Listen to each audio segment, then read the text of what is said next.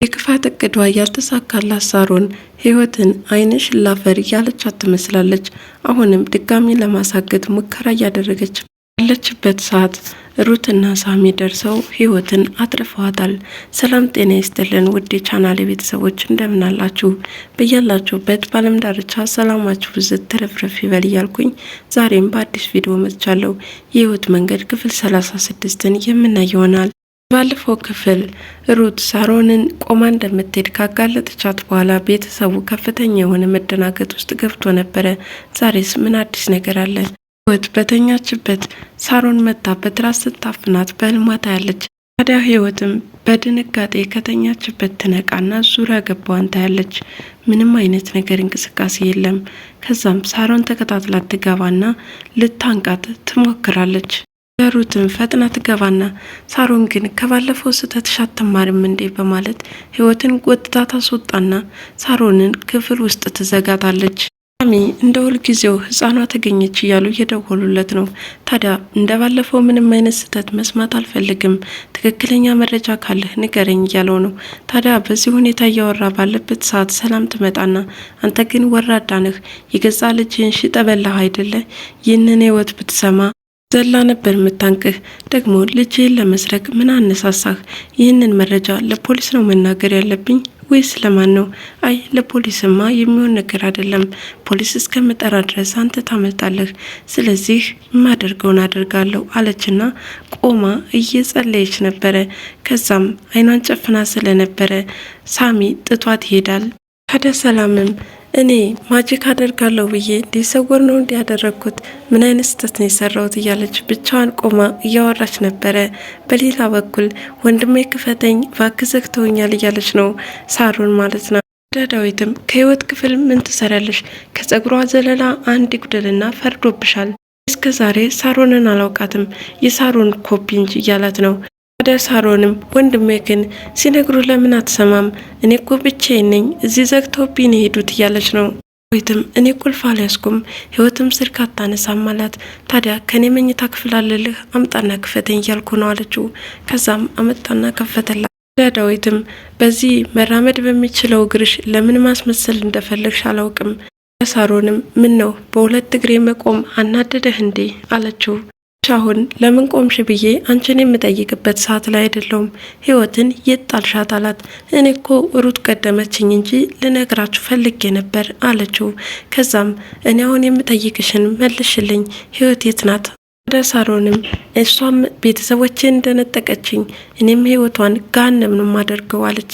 ከዛም ይኸውልሽ ትክክለኛ ማንነትሽ ተገለጠ፣ እንዳለች አላውቅም፣ ደግሞ እዚህ ተመልሳ እንዳትመጣም እፈልጋለሁ አለችው።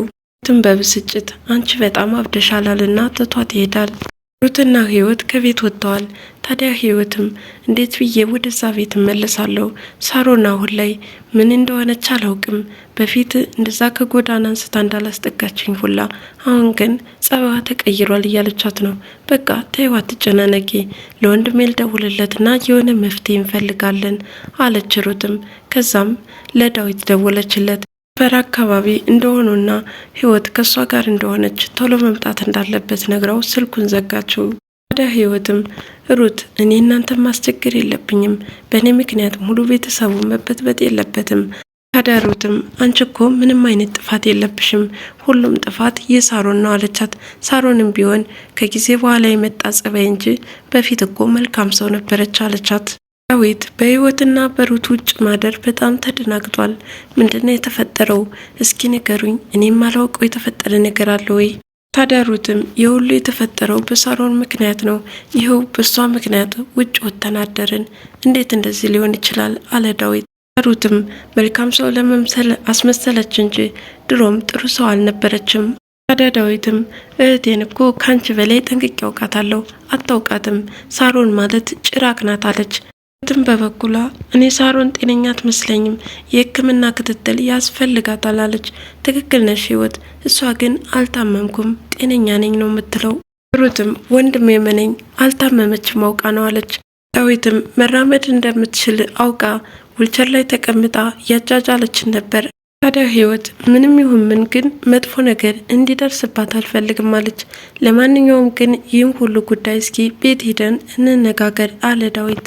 ታዲያ በሀሳባቸው ያልተስማማቸው ሩት እኔ የእሷን ስቃይና በደል መሸከም ሰልችቶኛል፣ ሌሊት እኮ አንቃ ልትገላት ነበረ፣ ያንን ነገር ካደረገች በኋላ ተመልሰን እዛ ቤት መግባቱ ጥሩ አይመስለኝም አለች።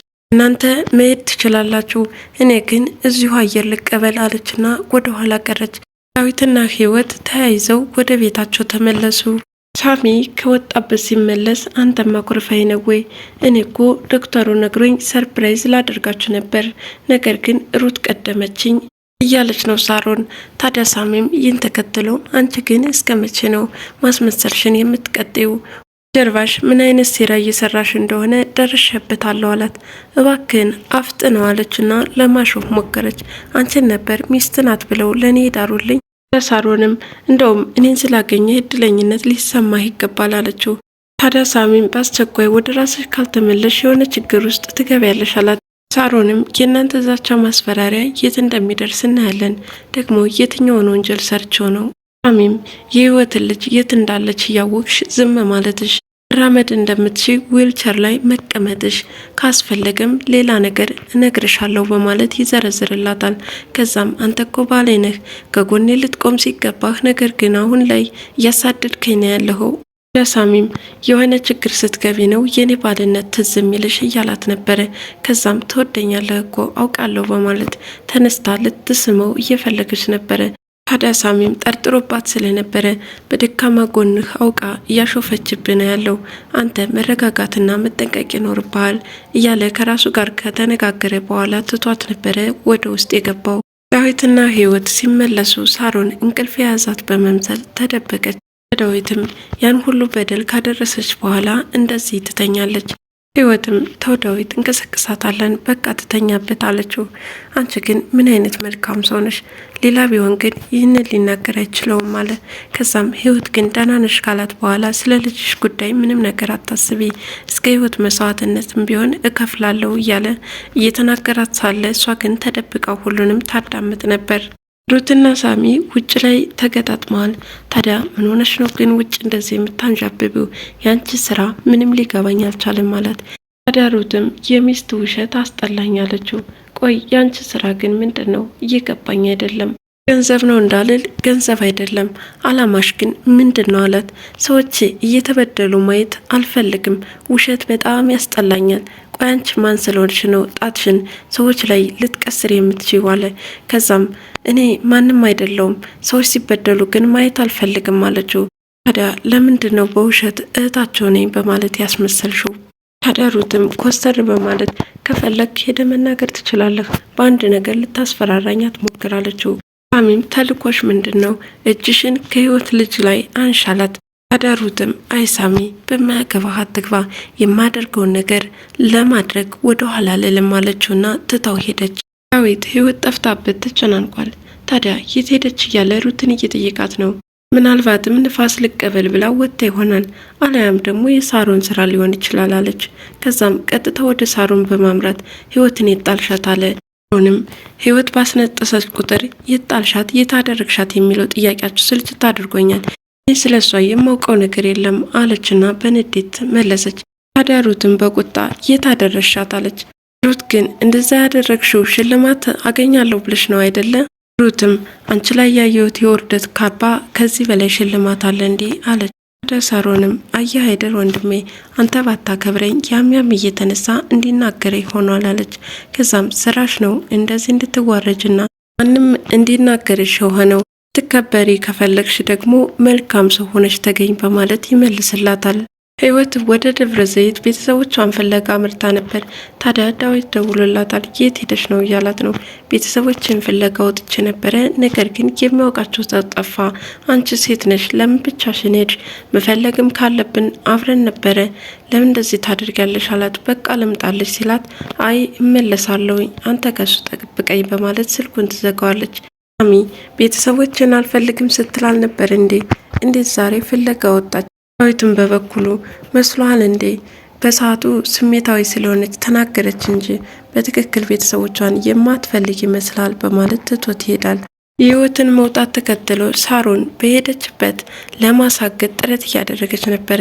ታዲያ ስራ አለኝ አሁን ቸኩያለሁ በማለት ስትወጣ በዚህ ፍጥነት ደግሞስ አሁን እኮ ረፍዷል፣ ምን አይነት ስራ ነው በማለት ይጠይቃታል። በቃ ስራ ላይ ካልኩ በቂ ነው፣ ከዚህ በላይ ሌላ ተጨማሪ ጥያቄ እንዳትጠይቀኝ በማለት በቁጣና በንዴት መልሳለት ትሄዳለች። ታዲያ በክፋት የታጠረችው ሳሮንም መንገድ ላይ ህይወትን ለማሳገት ስትሞክር ሳሚና ሩት ተያይዘው ደርሰውላታል።